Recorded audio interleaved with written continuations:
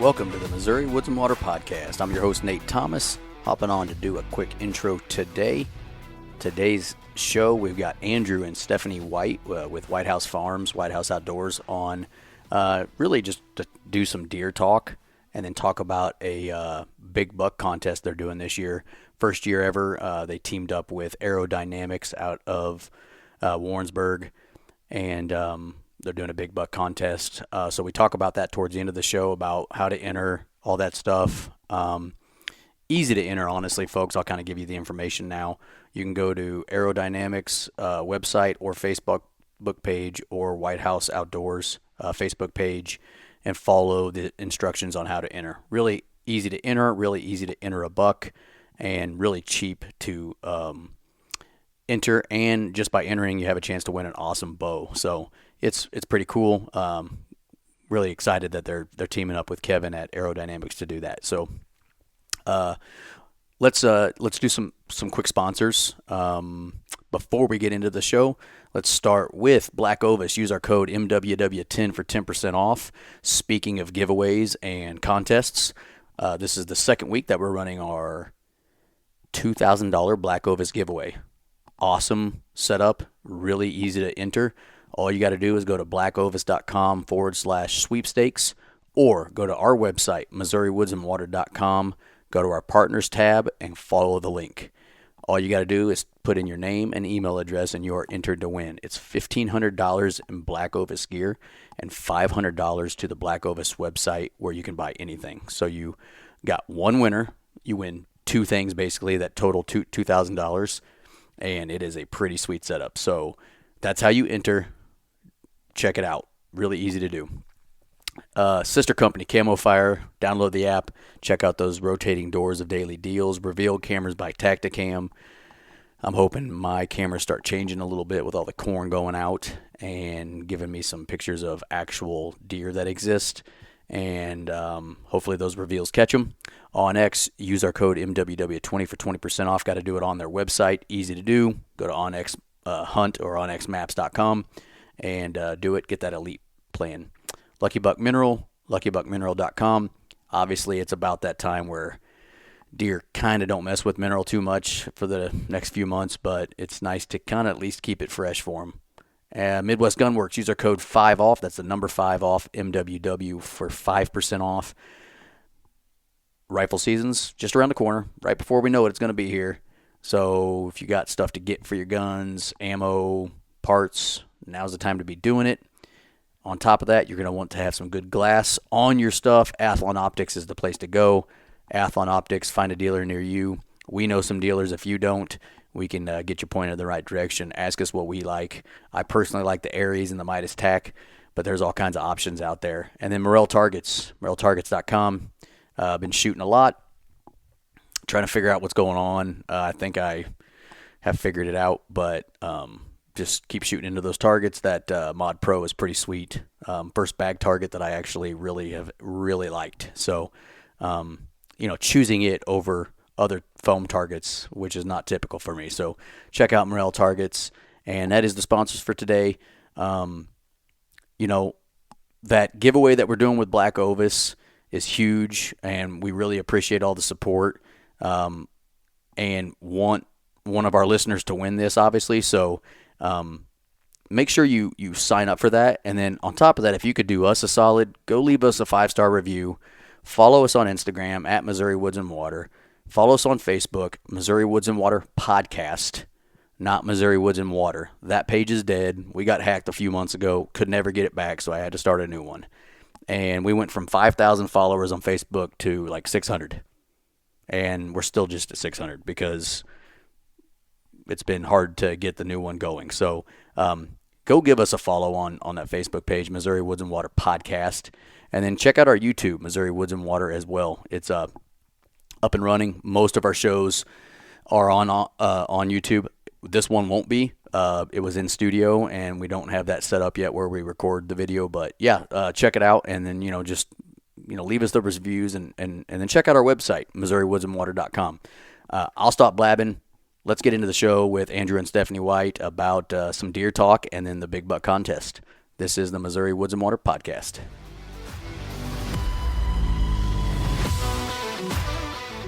Okay, with me today, we got returning guests, Andrew and Stephanie White. What's up, guys? Hey, how are you? Good. How's it going? Good. You guys just got a little bit of a glimpse into how our podcasting world. Last time you guys came, I think we did a pretty good job. You came in, we talked about books, we did our work, and we got out of here. Yeah. This time, we spent an hour Talking about deer. bullshitting about deer, and then we're going to talk about deer here in the next hour or so, right? So that's how it happens with us a lot of times is we'll spend 4.5 hours on an hour show. So there you go. That's all right. Yeah. I just feel bad because I know it's a harvest. Yeah, I was kind of surprised he actually agreed to come do this because you ran a good portion of the night last night. I did. I got trucks and grain carts filled up so Dad can get them all hauled off while we're sitting here talking. Mm-hmm. I'm sure he'll love you for that. Oh, yeah. Well, as long as I don't have to sit in a grain truck, I'm happy. So I can hear that. I make sure my butt stays in a combine and Yeah. let him do all that driving around all day long. Yeah. Well, to the listener, if you don't know who Andrew and Stephanie White are, Stephanie specifically is an author, and we had her on a few months ago. Don't remember what episode number it was. Back in the summer. Yep, talking about her line of books and her newest book, and had a good time. They're local to us, which is nice. We can actually sit down and podcast. It's my favorite way to do it. Don't get to do it almost ever because most people don't live around us. But we were talking. We got something specifically we do want to talk about, which is a big buck contest. Mm-hmm. But it is September 18th, so our season officially opened in Missouri 3 days ago. We were talking before this. None of us have hunted yet. We were talking about our bows. But how's your planning going for this year? I mean, what Stephanie, you said you guys were doing some scouting already and kind of thinking you probably should have been hunting, it sounds like. Well, no, there are nights that we've been watching and we've been doing some scouting and we depend a lot on cameras. Like, we really enjoy watching pictures, but we get out and we drive around and we have our binoculars up a good portion of the time. So there's a lot of hunting spots that we don't have cameras back in. And some of those places we're like, man, do we wait till the corn's out? Things just recently, shed their velvet. So patterns are changing slightly. We're seeing a little different movement than what we had been. So we're just waiting for that prime time, and you want to sneak into a place when the wind's right and the corn's out. And we haven't done it yet. We didn't want to blow anything just yet. Yeah. Yeah. When them things started shedding their velvet, they changed it up just a little bit for what we've been seeing here. And yeah, just what Stephanie said there. We're just trying to plan it right so we don't blow something out. Yep. I'm the Screw it same up way. for later. I haven't hunted opening. I'm eating one of your protein bowls. They're pretty good. What was that movie you're talking about just now, Lone Survivor? Yeah. Quit Did you chewing in stop the mic. chewing into the mic? I got a mouthful of protein balls. Well, it doesn't help that they're peanut buttery. You're like a dog eating peanut butter. They're good. How do you feel about season starting September 1st? There's nothing in the books, in the works. It'd be but cool. wouldn't it be cool to kill a velvet It would buck? be That would be really so cool to neat. kill a velvet. Especially when you start seeing all those people from like the Kentucky. southeast, and you're seeing them kill these velvet Oh, bucks. Kentucky this year Yeah. And hammered it. it's fun and it's exciting to watch. And if that doesn't get you pumped up, I don't know what will. But I don't know. We were just talking about that the I other guess I'm night. neutral. That Kentucky has just knocked the velvet bucks down, and big bucks, big deer. But I'm I not don't sure. know. You look back at some cameras and stuff and pictures. September 1, Some of them are. they're pretty patternable then. Yeah. I mean, they're still got a little bit before they start shedding. Now, actually, I did have one shed like the 28th of August. I mean, there are going to be There's those gonna ones be a that few. pop them off earlier. But yeah, might be a little easier to kill a velvet one then. I don't know. I just part of me is like I'd like the opportunity to kill a velvet buck here. The other part of me is like, got it. But if I did, what kind of work do you have to do? Oh, you got to get it done quick. How do you maintain that once you've got your mount back? That velvet is always going to be there. Like, don't you have to take care of it? I think there's a stuff you spray on it. Do people freeze dry it? I mean, I have no idea. I have no clue. I've never planned on killing anything in velvet. Likely. I don't know. There's a guy not too far down the road you could ask. Yeah, that's true. That's true. There is, but I mean, and I haven't personally hunted opening day in several years now. Just the properties I hunt, it's not. I don't want to go blowing them up right now when I don't think my chances are that great now. I will preface that with if I am getting a bunch of pictures and I'm getting pictures, all the way up to season, then I will. But just the last few years, I really haven't had those opportunities where, there's been a picture. Like I got a picture 2 weeks ago, and then September 17th, you get a picture, but that's not a pattern. That's something that if I go in there, I could ruin that deer. Now, 3 years ago when I killed him, which that's Noob Sabbit, by the way. Noob Sabbit. Yep, Noob Sabbit. That's a Mortal Kombat character. I was after a deer nicknamed Reptile, Mortal Kombat character, who was bigger than him. That deer was patterned. Every night before daylight, I would have him on camera. And so I hunted that deer. I hunted him, and this is kind of funny. So I hunted him on, let's say, my daughter was in 8th grade or 7th grade. She was playing volleyball. So she had her little volleyball games. I would hunt him Monday night, let's say, and just not catch up to him. Like, damn. Tuesday night, I'd be sitting at her volleyball game, and I'd get a ping, and there he would be at 5 o'clock, right in front of that camera where I would have been. I'm like, all right, well, I'll go kill him tomorrow. The wind was right. I'd go, nothing. Thursday night, there he was, 5 o'clock. And we played that game every other night with each other, and it just felt like every night I needed to be in the stand. I was watching my kid do something, being a dad. And so never caught up to him. But in that case, that deer was there, and I did go hunting him really early in the season. But just since then, there's been not, that pattern hasn't been there where I want to go blowing up that spot before, it's really time to blow it up, I guess. And there's some deer that, it is clockwork. Every day they're almost doing the same thing, but it's mainly the ones that you want to kill. They're hard to figure out. Yeah. You want to go kill a 2.5-year-old? Sure, let's go do it. Yeah. It's always them ones that you want really bad, and you don't know what the right thing to do sometimes, and you don't, like you said, don't want to blow them out or screw something up. The other part of me, and I don't know how you guys do this, how you feel about this. So let's say you're after a certain deer, and you do get pictures of him, I don't know, one time a week. Let's say twice a week. How many other times is he there in that area and you're not getting a picture of him, though? Do you ever think that? Oh, yeah. You're sitting there going, well, okay, yeah, we did get a picture of him on, let's say, this Sunday, but Monday, Thursday, and Friday he was also there, but he decided to walk behind the tree or around, and you're like, you don't think you got a pattern, but that deer is there, all the time. I like cameras, don't get me wrong. Me too. I don't know how many cameras we have out. I have no idea. But you probably don't want to know. I know. I don't know. And that's honest truth. Don't know. But I do not hunt a deer from a camera. Right. I can't do it because that instance right there, I have sit in a stand and I have watched deer completely walk around a camera. They know it's there. Especially mature deer. Some deer don't care. They'll go right up to it. They'll lick it. I mean, we got a picture last night of a doe licking it. Yep. Her tongue's right there. But I've hunted a bunch on them, and the amount of deer that evade those cameras, but they're walking the same path all the time. You could have killed them just as easy. Could have killed them. Yeah.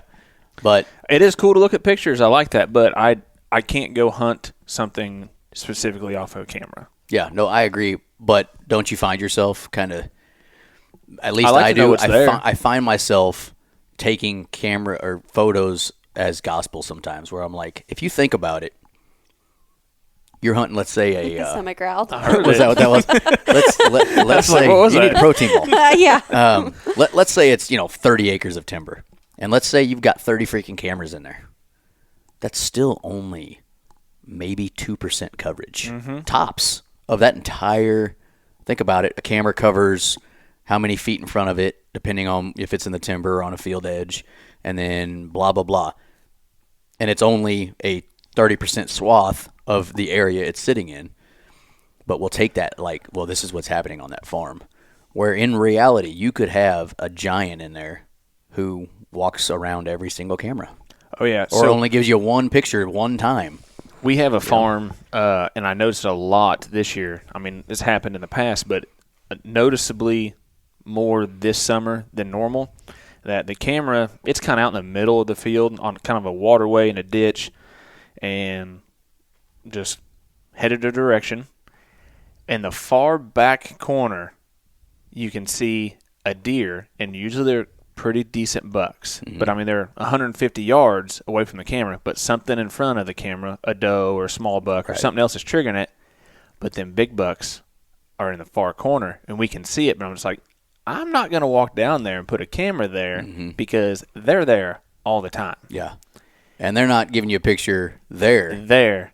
But I can see them. I mean, only whenever something trips the camera and they're out there feeding at the same time. Right. In a bean field so we can actually see them. Mm-hmm. And there's some pretty good deer, but I don't want to go put a camera down there yet. I'm going to wait and especially get a with stand set up. And a mature buck, you blow them out once, that might be the only time you do it. Absolutely. Especially this time of year, I feel like, because, when the rut is when they're gearing up, they're pre-rutting, and then they're rutting, I think you can be more it's not like I'm saying anything crazy here. You can be stupider as a hunter when they're pre-rutting and rutting.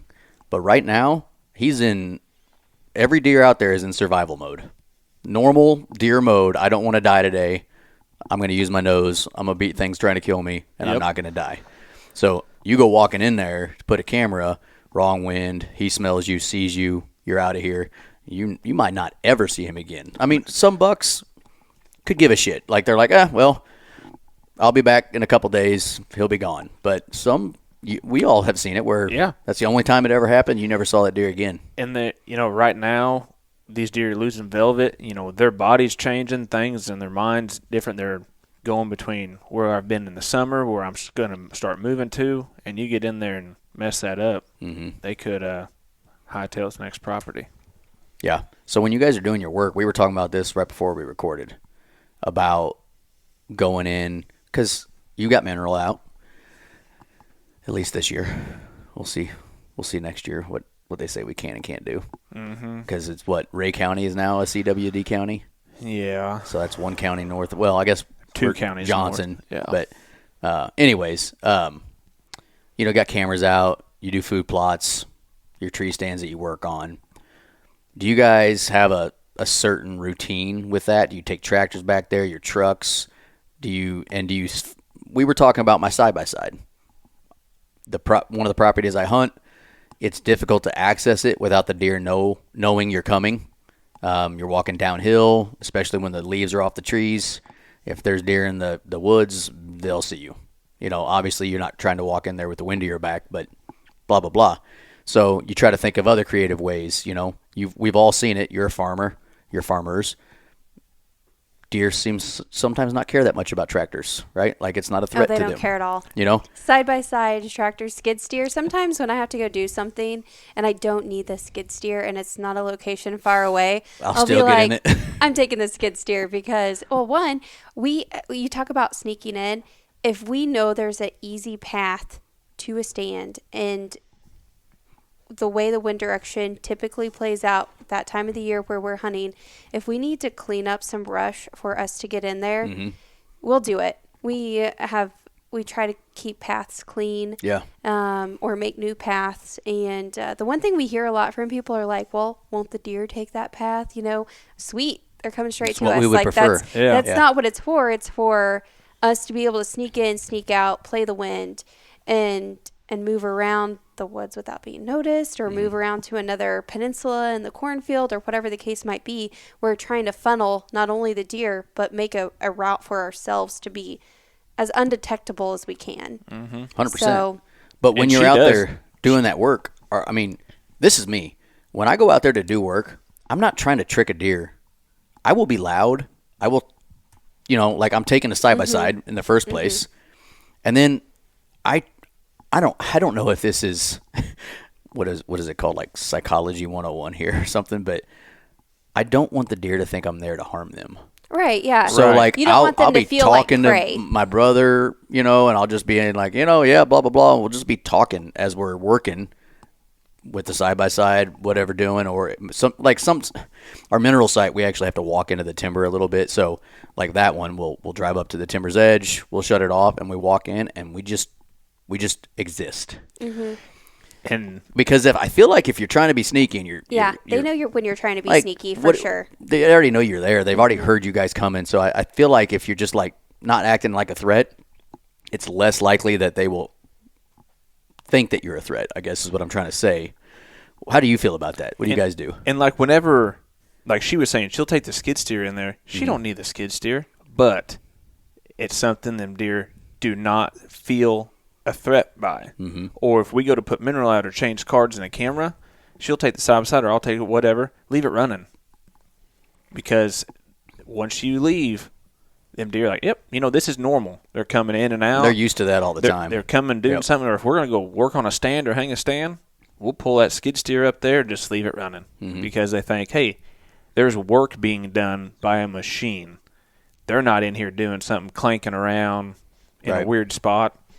If we can get that in there, Sure. We have a food plot that we call the cemetery. It is by an old family cemetery. And the place, we cleared it out. It kind of started as a micro plot, just seated under the trees. We did a lot of clearing for the overhead limbs and forage. And so now it's a big open area. We have it cleared out, and we can drive a pickup back there. We have a roadway now big enough for the pickup. And I noticed if I'm just to put mineral in my backpack and I'm walking, 25 pounds of mineral out to that site, if the deer don't know I'm there and then they all of a sudden see me, they are gone. Who knows where they're at? But if I'm driving a pickup back there and there's a group of doe, I'm getting out and putting the mineral out. I'm changing a card because we don't run very many cell cameras. Most of our cameras are cards. And those doe will sit back there. And they'll just watch me. Yeah. Because they're like, oh, she's just here They doing might this. meander away from you, but they turn back and just watch.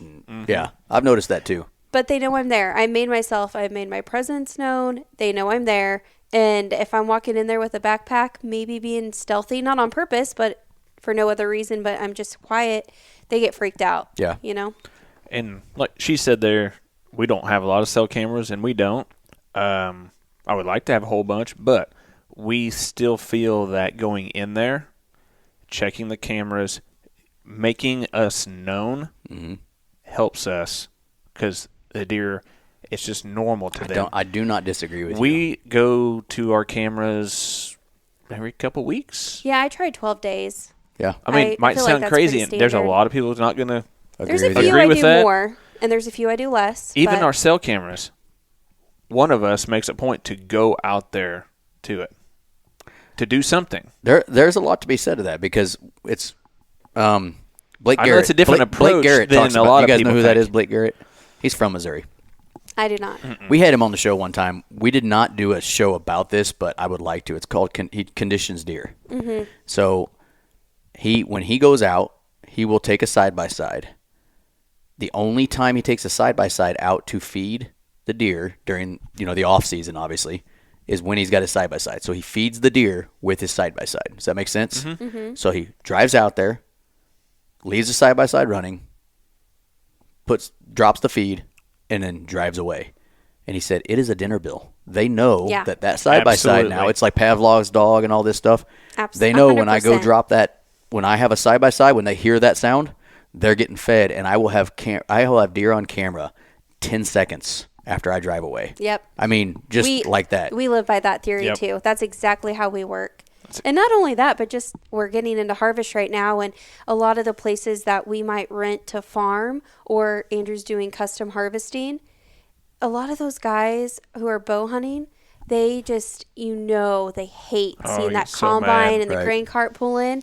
But honestly, Don't bother me. how many Yeah. deer do you see when you're out there and you're like, man, I wish I was the guy in the stand right Oh, I now know. watching Yeah. the farmer, because Yep. those people pull out. They see you pull in and they're leaving their stand. We've watched hunters walk across the field in front of us, and I mean, we just wish we were in mad. their shoes. We wish we were the ones hunting. And you said dinner bell. A combine is It's a dinner bell. bell for Yeah. them deer. They know. Yep. They know There's gonna be corn crops on the coming ground. out. Yep. It's going to be easier. They'll go out there. They're going to be foraging. They'll be browsing. Yeah. They don't have to pull the cob off the stalk anymore. It's already on the ground. Just on the ground. Yeah. Yeah. I the other thing I was wondering if I should start doing, because I'm with you guys with mature bucks, which is funny, if they're conditioned to you being there, and you're like you said, you're out there every 2 weeks checking your cameras. Why would it matter if they walk in front of the camera? But I feel like sometimes you just mature deer. It's almost like they know what the damn thing is, and they'll be like, "No, screw you! I ain't giving you a picture. I'm walking Yeah. this way." And I've listened We to know different. we know they don't know, but it's just like, well, why do we watch them do it then? Why do we watch a mature buck go around a camera when he's going in this straight line, and then he goes around the tree and then goes right back to where, like, I don't know. It's what reason is he doing that other than he knows that thing is there, and there's a slight chance that thing is a threat to him, so he does meander around it. You know what I'm saying? Mm-hmm. It's just I don't know why, but I have thought of this. How many of your cameras do you elevate? Any? A few, but not many. yeah, not many. Do you notice a change in any of that? It's probably not as noticeable. No. I mean, I would say you catch deer, staring at your camera. Like, they know something's happening when it's taking a picture. I feel like they can But hear it working. I think like when they it's can- elevated, I can hear a camera they take a don't picture. know. Mm-hmm. So And no, if a deer you- can. Yeah. Oh yeah. If you can, a deer can. And- without question. Yeah. When we turn it on, if I change batteries or a card, I turn that camera on. I step off to the side, let it get down. Do whatever it's doing, and then I walk out in a circle and I walk in front of it. I want to see that light, and I can hear that thing. Yep. Snap a picture. Yeah. Mm-hmm. And I mean, these are new cameras. They're And not they still quiet. making those sounds. Yeah. I just wonder what I wish I took a summer where all my cameras I elevated them. We elevated 2 cameras last year, but that was out of 20 probably that I've had out in the in the woods, so I don't know. How high are you putting them? So I was just putting them like, well, I'm short, but Micah's Something in taller, reach. so he would just we had these little mounts that the camera could sit on, and then you could rotate the camera. So he got as high as he could. I thought about taking a stick out, like one of my sticks, putting the stick on the tree, getting up on the stick, and then mounting it. But then you got to make sure limbs aren't in the way that are going to be taking pictures. It's just kind of more, I would say, a little bit more of a pain in the ass to elevate a camera, because you got to worry about what's going to trip that camera. But I have read and listened and kind of heard through the grapevine that elevated cameras, they don't notice them as much. I have a hard time believing they can't hear it, or maybe they don't associate that as being a camera. But what else? I don't know. I guess what else would they think it is? Varmint up in the tree, maybe. Yeah, that's a good point. Something normal. The other thing I thought, and this is just me being neurotic about it, well, but if you have them elevated, if you have a camera elevated, and a buck is now like, what the hell was that? Aren't you getting them trained to be worried about you up in a tree stand? That's like my there's so cynical much to think mind. about. My cynical mind, like, well, wait a minute. If I've got a camera, let's say 10 foot up in a tree, and they hear that camera, so then they're looking up at it. You catch them looking up or whatever in the photo.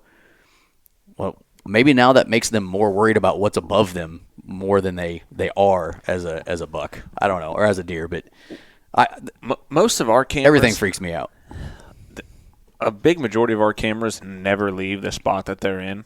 Like year round. We never pull cameras. Nice. Yeah, if they're there, and if we're putting one, Especially if they're not cell cams, you don't have to worry about paying No. that. Granted, we'll move a camera here or there, but for the majority, our cameras are in the same spot all year long.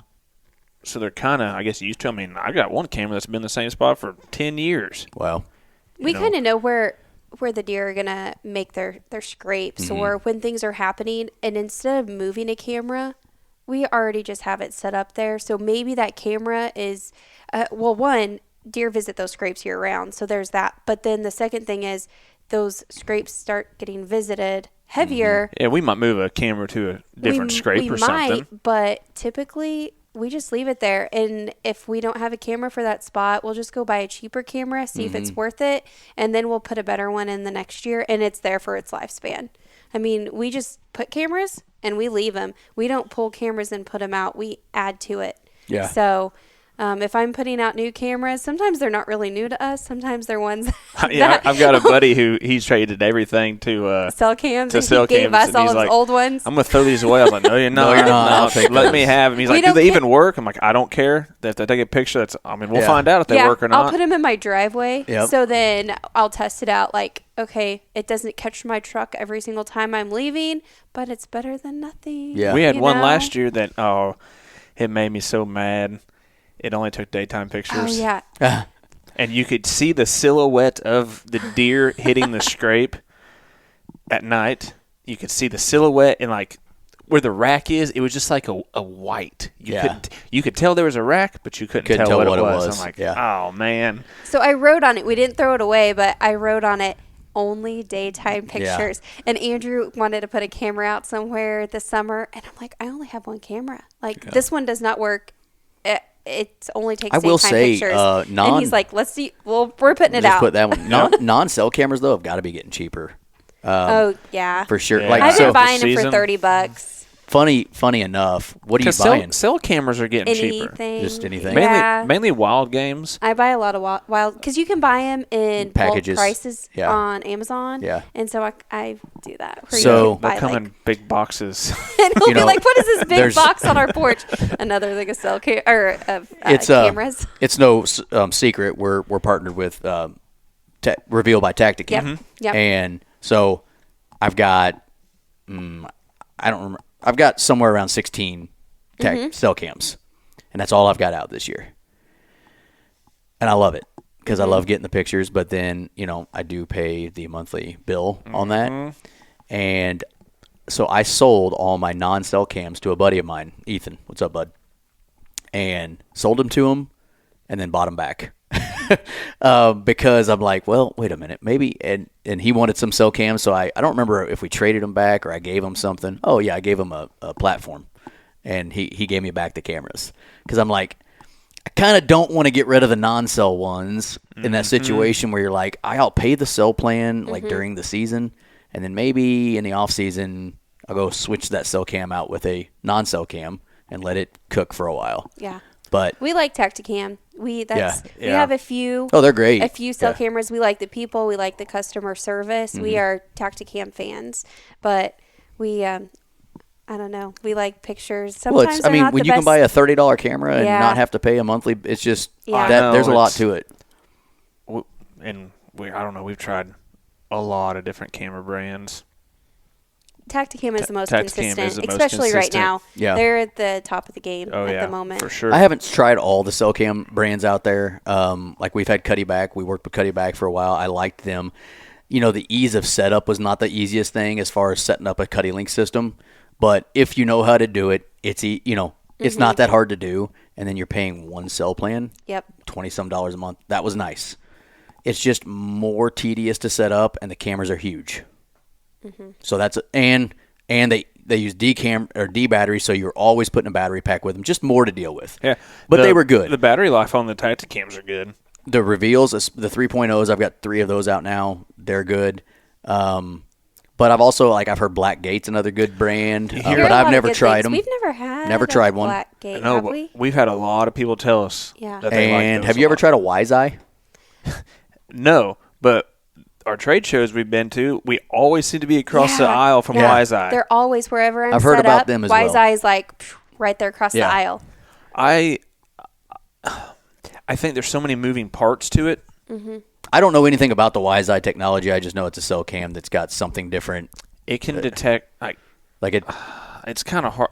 It's going to be hard for me to explain it, and I don't want to say it wrong. Right. But we're not reps. we want to look at a buck. supposedly it's able to know Decipher that deer who that is. and then it gives you all the weather, all the Yeah. of course the dates, everything. But it goes in depth of what was happening that day, and there's just so many things you can do with it. Which, by the way, you can do on your reveal.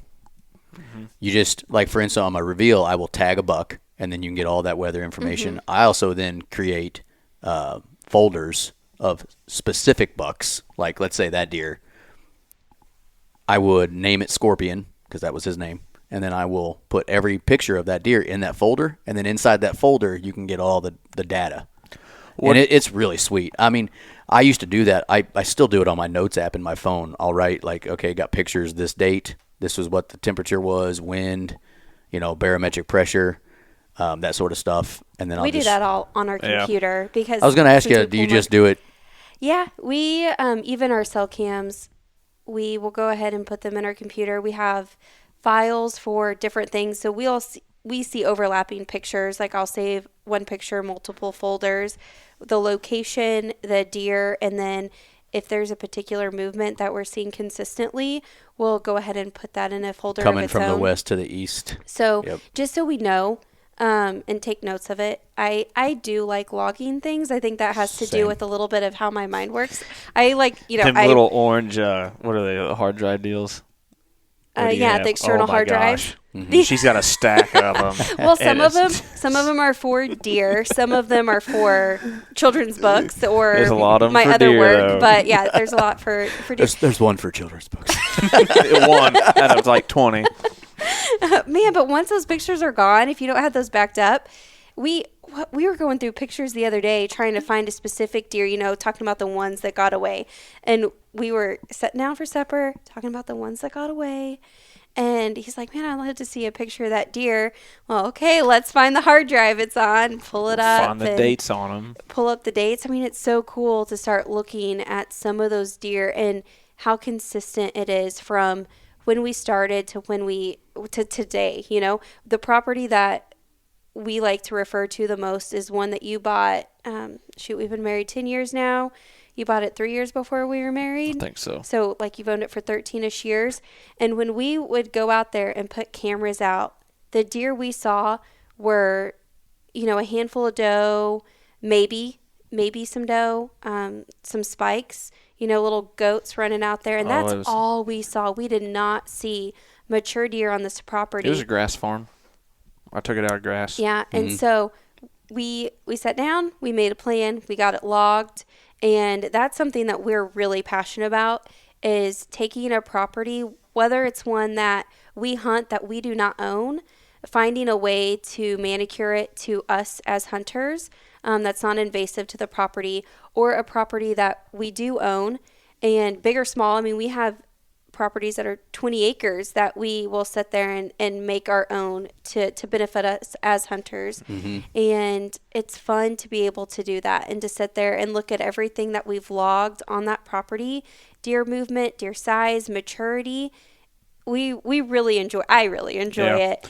But and some of those smaller properties are fun too. They are. Like there's less thinking involved. When it comes time to hunting, you got 20-acre place. Like there's only so many things you can do. But there are some big deer killed on small parcels all the time. For sure. And, we fortunate enough on this ground that she's talking about, we have been able to see what works and what doesn't work over that amount of time on this property. Trial and error. So we have taken that, moved it to, all these other properties that we can set up and do, and taking a lot of legwork out of it now. So it works. And it also works because we're different hunters. Him and I, we hunt differently. I mean, there's overlapping pieces, but we see different things.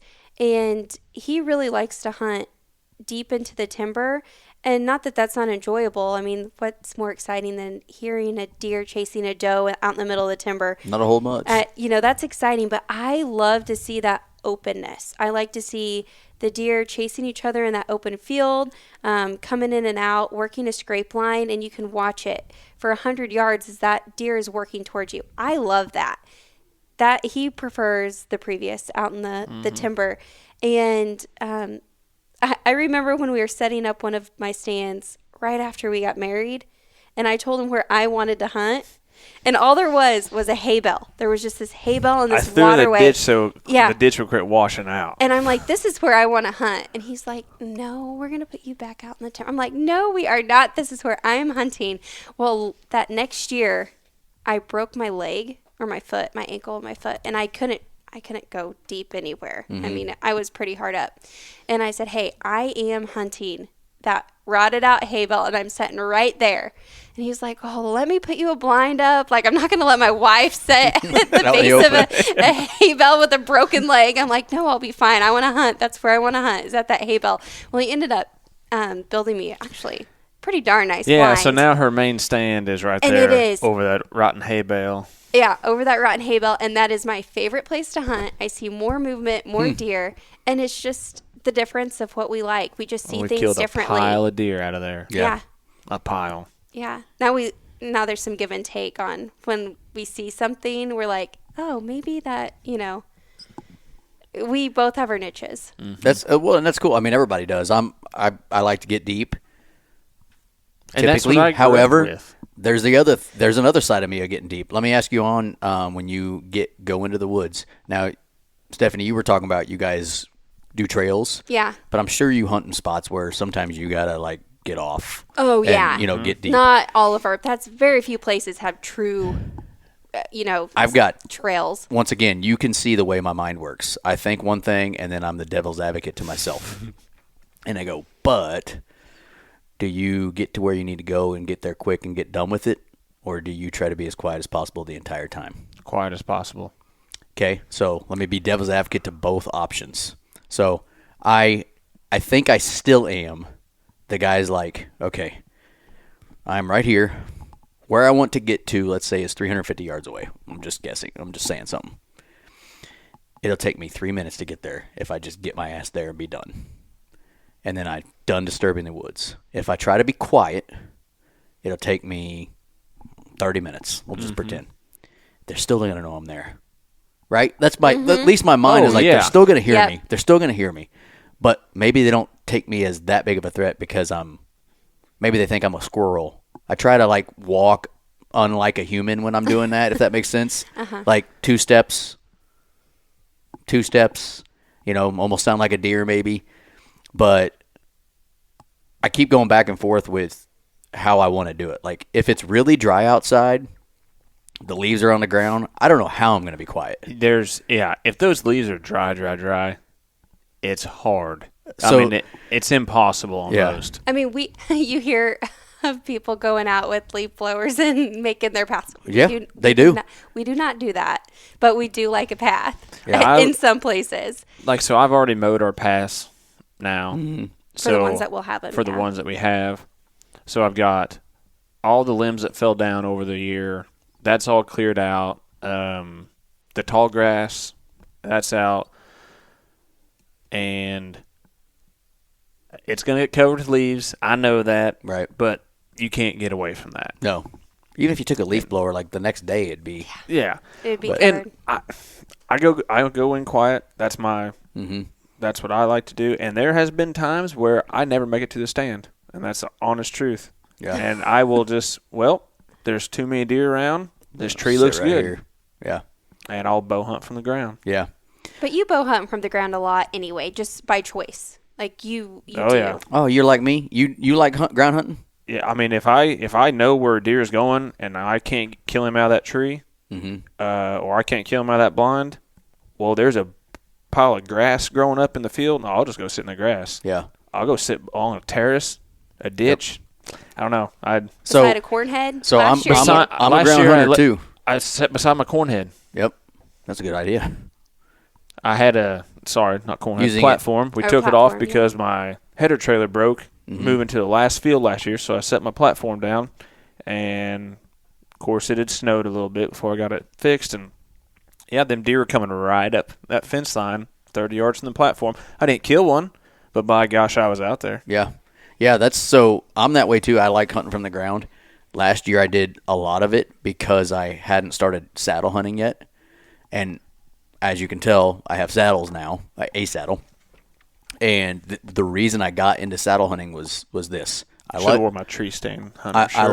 I like hunting. Well, I like hunting out of tree stands, but there's a preface to that. They got to be preset because I hate packing weight in, and even the best run and gun setup that I have found weighs too much for me. I don't like it, and I won't do it.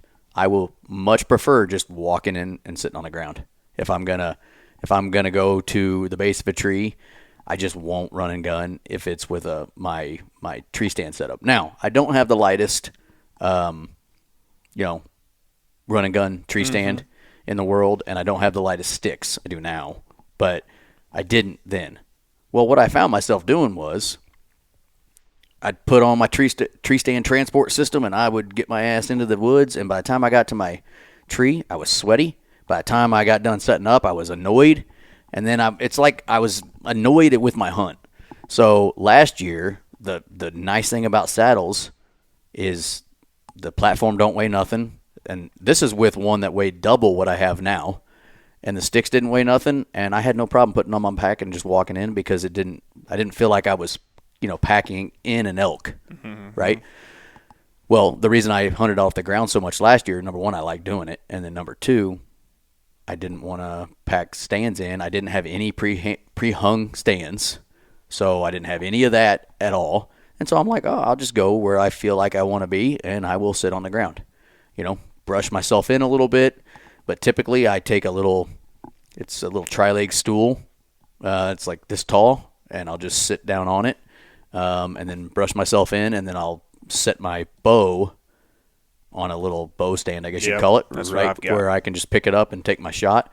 And I'll do the same thing I would out of a tree. But what I noticed last year was I kept thinking to myself, it'd be nice to be like 15 feet up right now. Just kept saying that to myself. More, too. Right. So then I went to that saddle, and I will say I used to make fun of saddle hunters. I used to talk shit, and now I do kind of understand it because it's really easy to get up and down quietly. And, I haven't shot a deer out of it yet, so I don't know how that'll be. I mean, I've practiced, but I ain't knocking them. It's just not for me. We got a friend that he owns a saddle company. Yeah, Buzzard Roost. Yeah. And we both sat in them. He's got Stephanie and I both in saddles, and I'm just like, guys, I feel like your saddle's awesome, but it just ain't. It's not for me. Mm-hmm. That is too much stuff for me to wear. Oh, there's not too much to Buzzard Roost. Theirs is not. Small system, but theirs was the most comfortable. Yeah.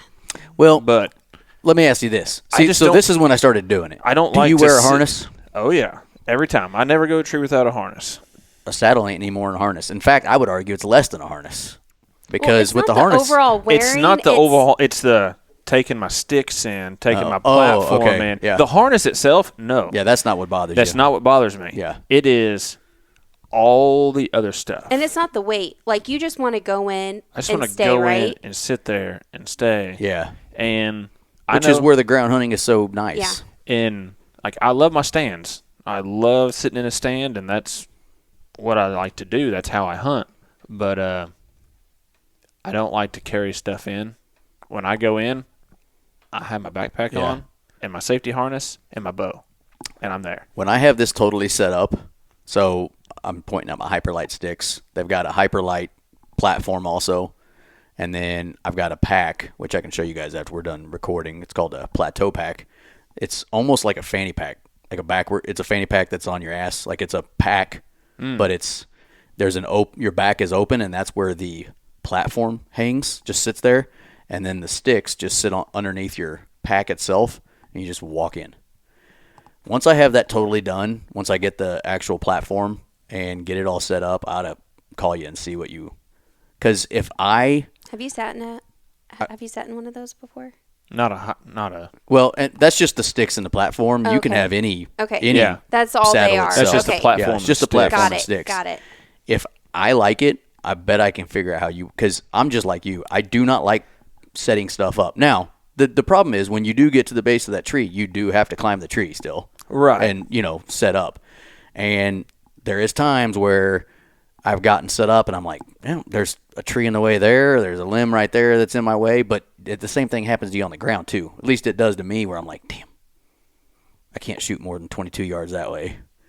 And I'm short, and that grass is too tall. So I'm going to have to stand, which I'm a stander anyway when I shoot. Like, I don't like shooting from sitting position. If I can, like when I'm in the tree, if I can get stood up, you will. Absolutely. Yeah. But that's if I think, hey, I'm going to stand up and that's going to jeopardize that deer, then you'll stay. I'll just shoot from sitting. Agreed. Yeah. And I don't know. when I'm practicing through the summer, I'm shooting every way. Mm-hmm. I'll shoot on my knees. I'll shoot sitting down. The hardest thing for me to do is sitting, like if I'm leaning up against a hay bale or something, sitting on my butt with my legs out. Yeah, that's hard. Hardest that's one. a hard pull. Yep. I don't know. When I get it totally figured out, I'll have to call you and see if you want to mess with it. Because I don't have anything against them. it, it's just I like to be minimal. My stands are hung already. Yeah. So I just go in, call right up my stand, and I'm there. Granted, sometimes I might have to grab another hang-on or something, and instead of moving this stand, I'll just go put another one up. Which I guess that's the difference between, like, I don't have any stands out. Mm-hmm.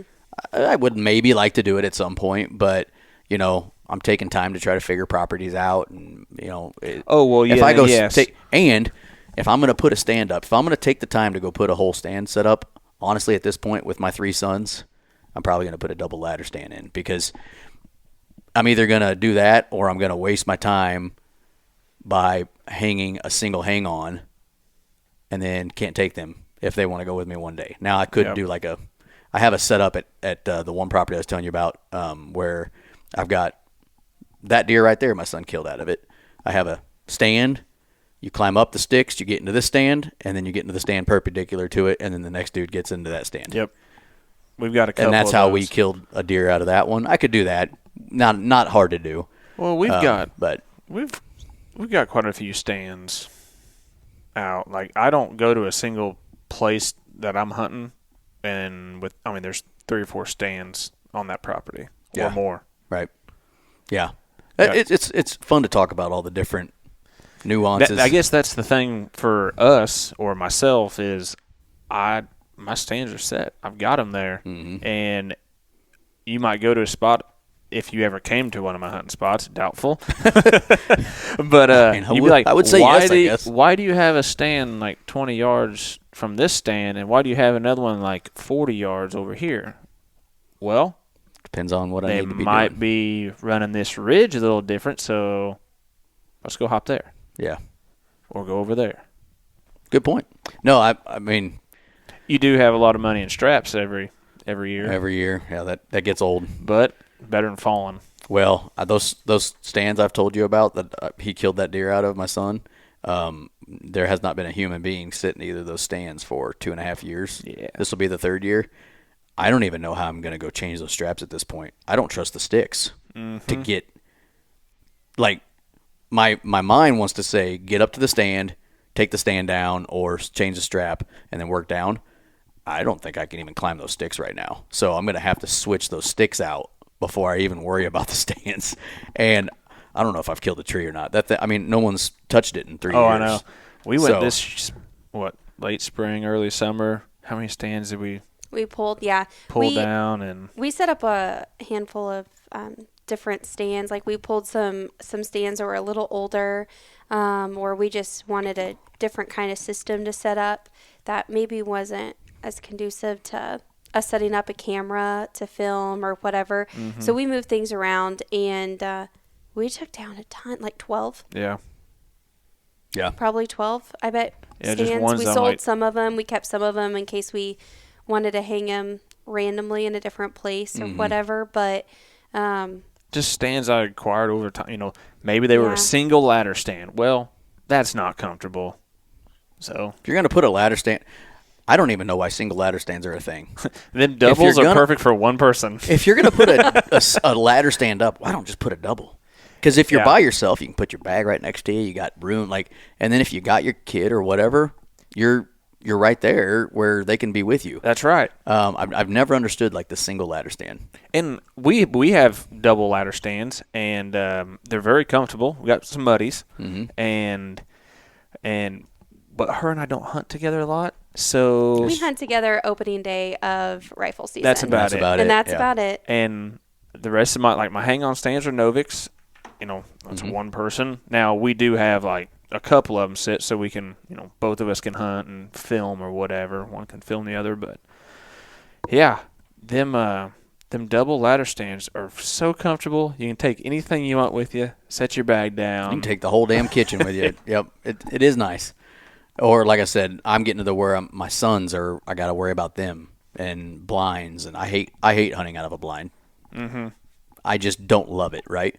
Although I spent half my year in a blind last year because with an 11-year-old, pop-up blinds. Man, Andy's got a redneck I hunted out of with one of the boys, and I will say that was like me just sit in the house. Like a Taj Mahal type situation. We've bought so many pop-up blinds over the years. It's a waste of money for us. I don't know what we can do. We tear them up. Yeah. Well, the one I hunted with the boys out of last year is trash. She's been watching this deer this year out in the middle of this I don't field. have good stand set up for it at all. She was like, "Hey, I think I can go. We can go put a stand up down there." I'm like, "No, we're not going to do that. Put a blind up in that waterway where he's walking up." And she said, "Well, what blind?" I said, "Well, let's go buy a pop-up blind." She said, "No. We do that every year, and they only last like a month." And this is crazy. It's nothing against the blinds themselves. Tree fall on it. Oh yeah, yep. It never fails. Never fails. Just something random. Windstorm, doesn't matter what stakes you put in. Yeah. I just tell them, go out there, get 4 pieces of plywood, screw them together. We'll just go set it out there where I want it to be because there is not a good tree. There's not a good place. And where he would come out of further back, there's not enough timber for me to set back into the timber because of the property lines. So it just wouldn't work for me to set any further into the timber to hit him before he gets to the field. So I have to hunt the field edge, the waterway. Really, I need to be in the waterway. Well, and the waterway hasn't been mowed in 2 years. So, it's perfect. The grass is really tall. Just go sit in there by No, yourself. that's what I'm going to do. Yeah. No, Just that's go what I ground hunt his decided. ass. Because he really did. He's like, it's fine. Let's just get a pop-up. Well, you can take it down there when it's really hot one day, brush it in, and I'm not going to. Yeah. I'm just going to sit down there. I don't know. What I don't like about blinds is they blind me too. Yeah. Like they're cool because with the boys it does help. They're wiggly. Mm-hmm. It's nice, but it'd be different if we were hunting with kids. It would make more totally. sense. It's totally changed my whole hunting life. Yeah. We had that one blind. It's not a Tideway. I know Tideway has it out now, but the one that you can see through. Oh yeah, that was so fun. What one was that? I don't remember. This Tideway. Well, no, we had one another 2 brand? years ago. Gotcha. That we got. I don't know what brand it was. I cannot remember, but you could see out of it. Now that was. Yeah, that was lots. That of was fun. really cool. It's got to be a weird feeling if a deer's walking right up to you. Oh, it is. Yeah. I mean, because the only thing that you can't see through is the door behind you. So you've got everything out in front you can see through. It's weird. And how they can't see in, I don't know. It's odd. But yeah. Well, speaking of hunting, so, I mean, obviously we haven't really got ramped up, the three of us, like as far as hunting. But you all are doing something pretty cool this year. In partnership with another friend of ours, but you're doing a big buck contest. Mm-hmm. Yeah, with Aerodynamics. Yep. So we have a product that we have at Aerodynamics store, and so with them, we decided we would do a big buck contest. And Andrew, I don't know if you have that info, those rules. So what it is, there's going to be a men's division and a ladies division, and gun and bow are all included together. It's just everybody's together. Yep. So it's not, well, I shot deer with the bow, I shot deer with the rifle. Nope. It doesn't matter what you shoot the deer with. Dead deer is a dead deer. Dead deer is dead deer. But all men are together, all women are together. And the entry fee is $15. Okay. And any person who enters is getting put into a drawing for a brand new bow at the end of the season. Nice. Doesn't matter if you kill a deer or anything. As long as you spend $15 and enter the contest, you are in a drawing for a brand new bow. And I'm guessing that's through Aerodynamics. Both of Yeah, us. we're Gotcha. We're together. just the partner deal on. So then Kevin can get them set up and Yep. get them nice and ready to go too. And yeah, I'm sure this bow, it'll have some decked out stuff on it. Yeah. Not for sure yet, but it probably Yeah, will. Be a nice bow. Then as of now, we're doing the top 3 men, top 3 women. And also, when you kill a deer, let me back up here.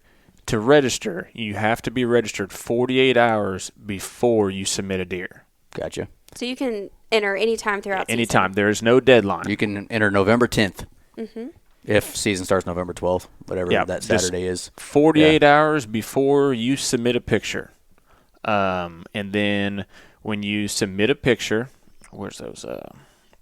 You'll either send it to me or to Kevin, and then we'll have it. And then you have to send a picture with you and the deer, and then a copy or a screenshot of the tag and the confirmation number of that animal. Gotcha. That way we know, it's Legitimate. Yeah. Yeah. And we like to have that within 24 hours of when you killed it. Mm-hmm. Okay.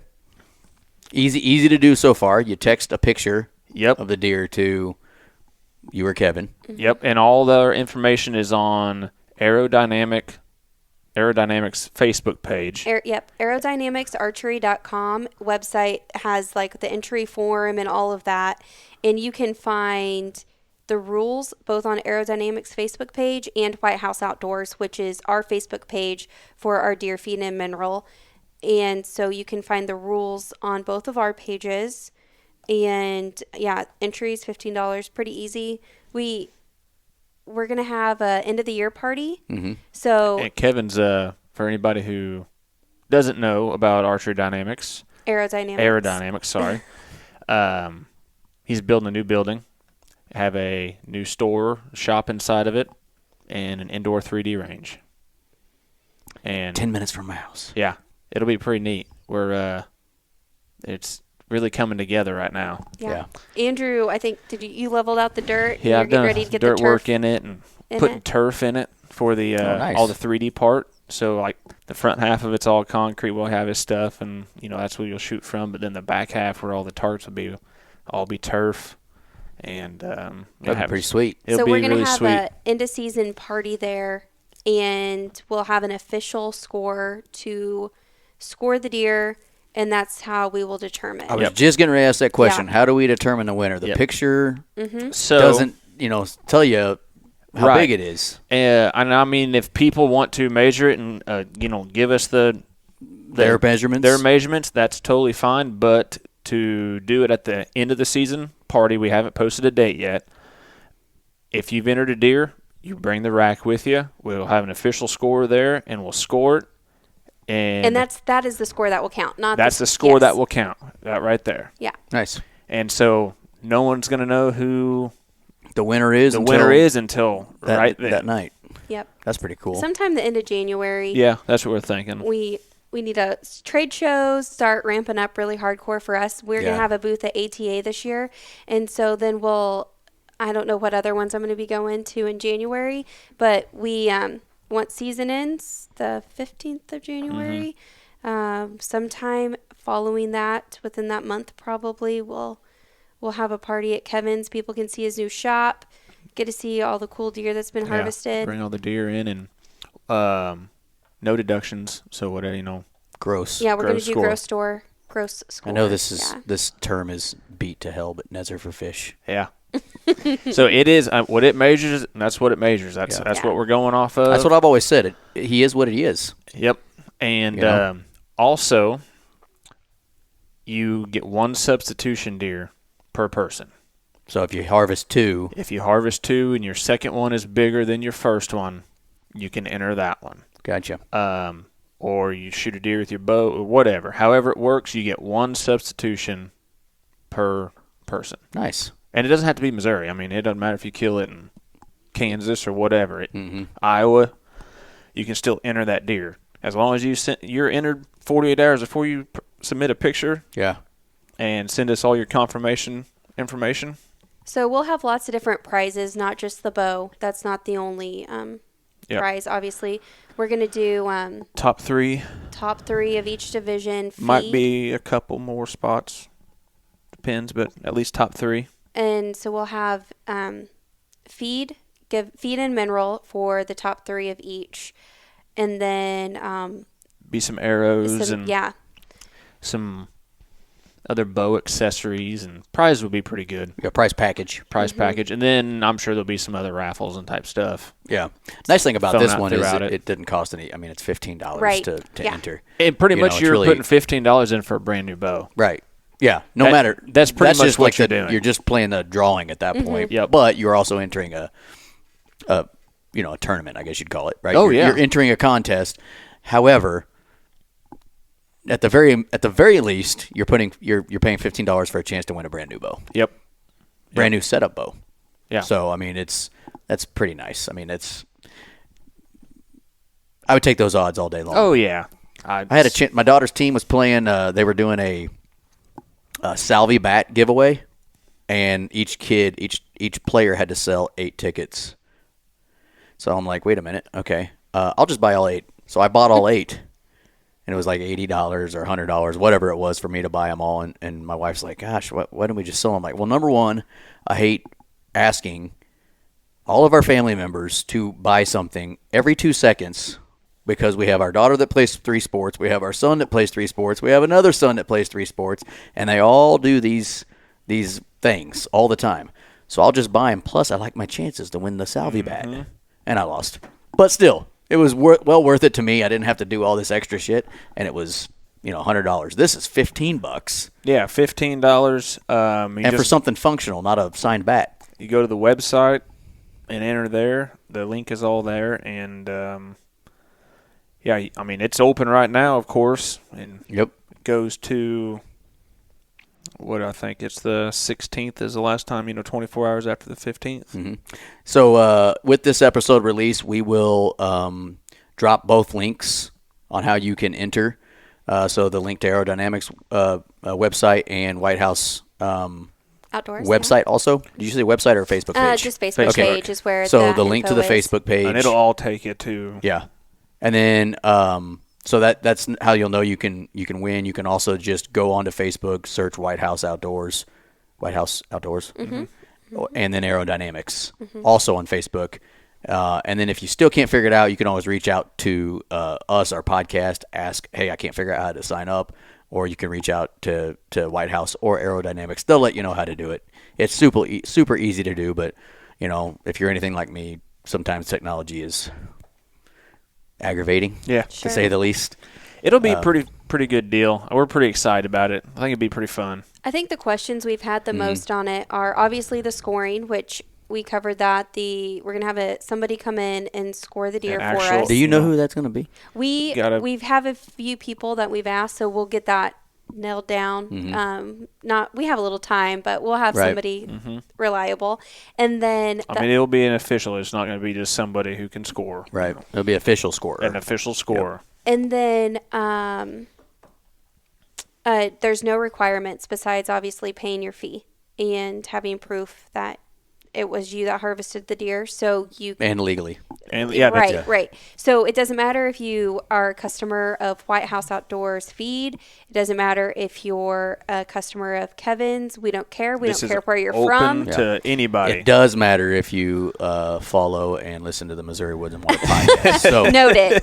Noted. if the winner does not know who we are, they can't win. So you all better start Got it. listening. No, Got it. I'm just kidding. But Yeah, no, that's it's- cool. it's That open makes to it anybody. easy. Yeah. And that's why we did it with the gun and bow too, because it's cool competition, and yeah. some people just gun hunt, some people just bow hunt. Well, my favorite part, to be honest with you, is the get together at the end. Yeah. Stephanie and I were talking when we talked about doing this show.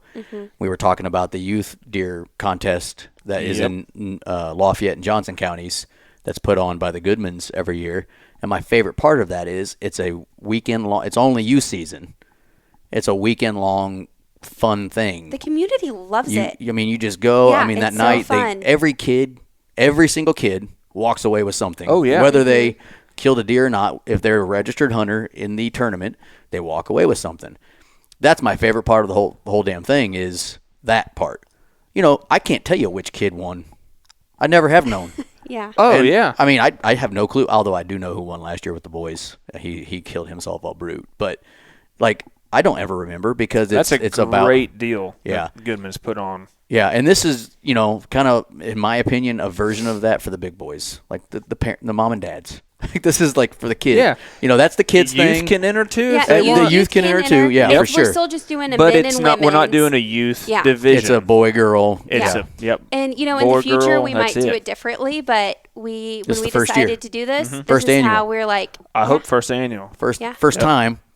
Maybe next year it'll be second annual. yeah. Yep. Yeah. So it should be a good time, and it's just fun to, you know, not everything has to always be a competition, I guess, but man, it's so cool to see what everybody brings in. Yeah. You know? Yeah. I mean, they're fun. I mean, there's other ones out there that lots of people enter, and people, you know, especially if like you used to be an athlete or, you know, you got brothers and sisters, like sometimes people are just naturally competitive Yeah. and they're like, well, I still think I can beat you in this and blah, blah, blah. And so this is what these are for. This is kind Yeah. of perfect to That's what we thought. Adding to a get little that. competition into it wouldn't hurt anybody, so. Yeah. Yeah. Now, I will say, to make it fair, I do think that you're going to have to come let me hunt with you Oh yeah. so that we You get know, a chance we because I we're on the can't same enter plane. one. So Yeah, I don't think I can either. But, yeah, it's the only bad thing about like starting a podcast. You don't get to enter drawings and win fun stuff anymore. But that's all right. I mean, Yeah, because you guys have a good drawing going on right now, too. we do. We Yeah. just started the $2,000 Black Ovis giveaway. Yeah, we can enter that one. You can. Yeah. You can. And it's cool. They've got some really cool gear, and then obviously the website sells anything. So you need some not cell cams, just trail cameras at all. There's $500 right there. And make sure you use the MWW10 discount code, and you can save even more on that $500. But yeah, so that's really awesome. Good luck to everybody that's going to enter the contest. Yeah. Let's try to make it a big contest. Let's try to grow this. I like to do things with local folks. Not that other people aren't important, but we're from where we're from, and so we like Exactly. to bring up people where we're from. And so if you're from Southeast Missouri, you can enter this contest. And if you're from Iowa, you can enter this contest.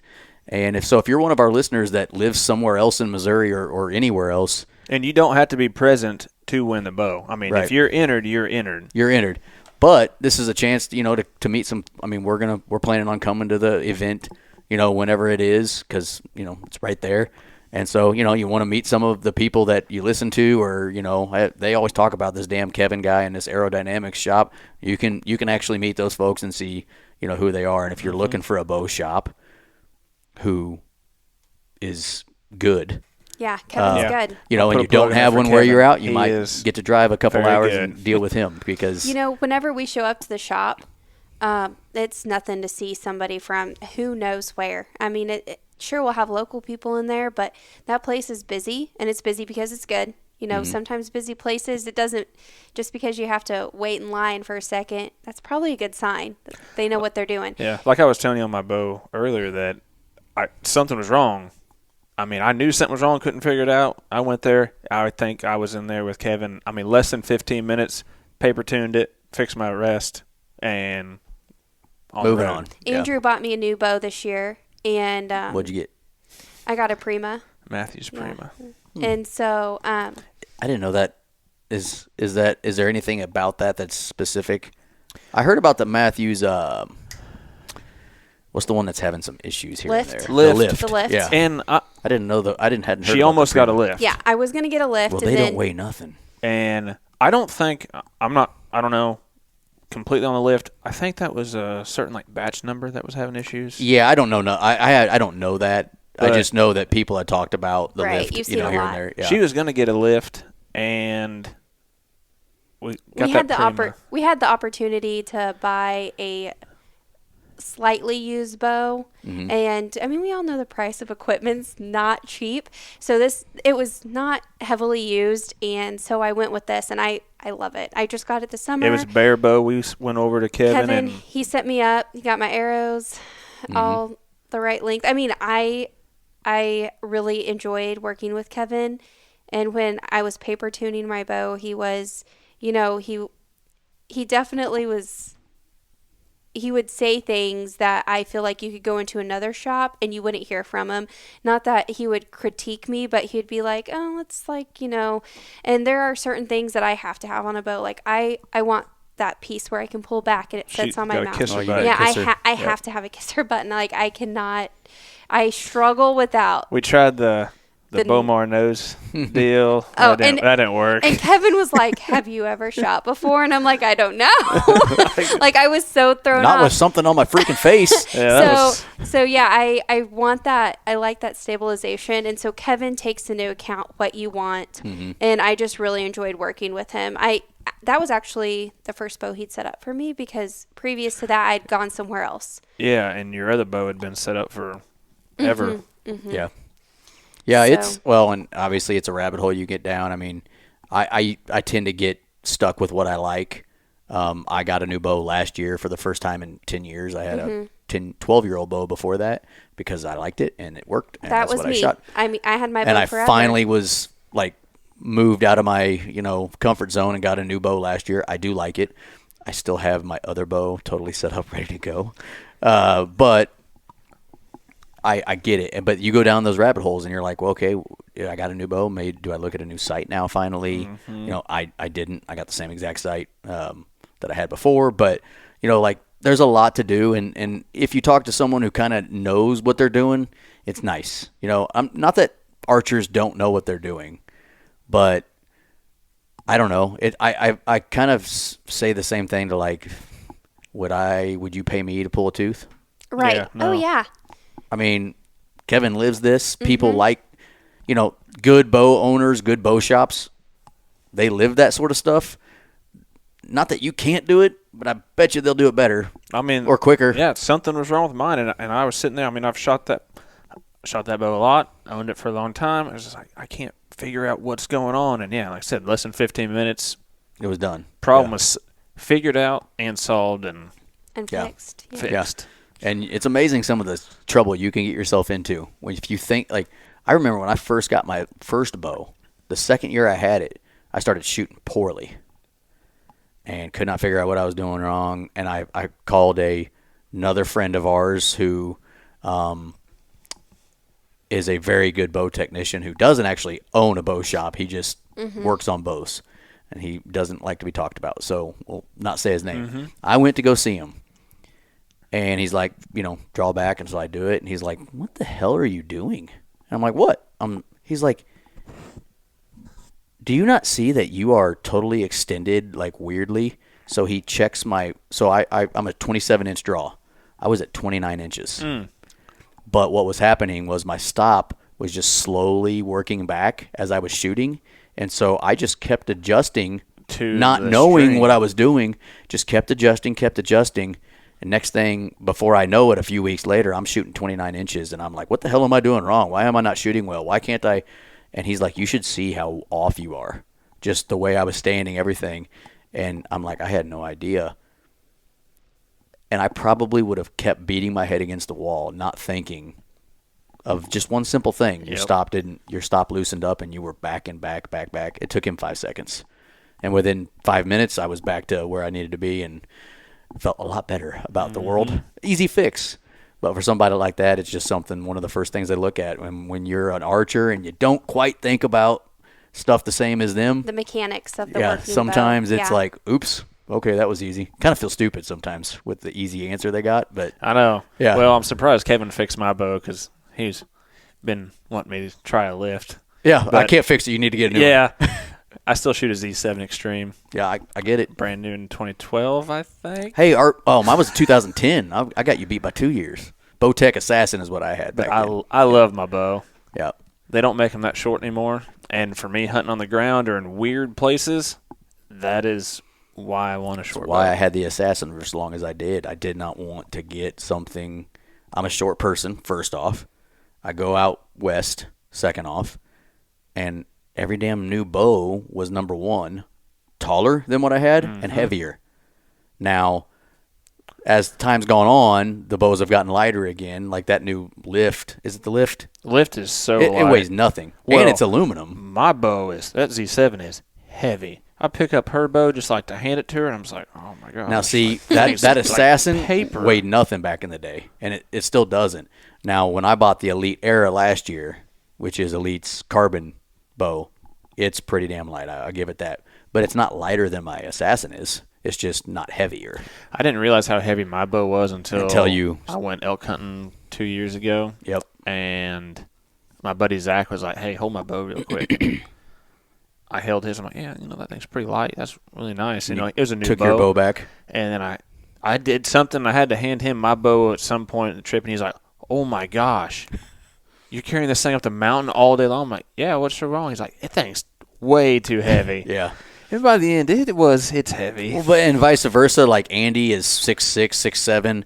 He shoots a Bowtech SS-34, which is a 34 axe. It's a long. For him, it ain't that big a deal. He's huge.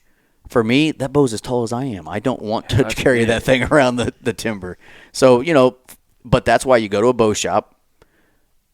They ask you about what you like, what you want.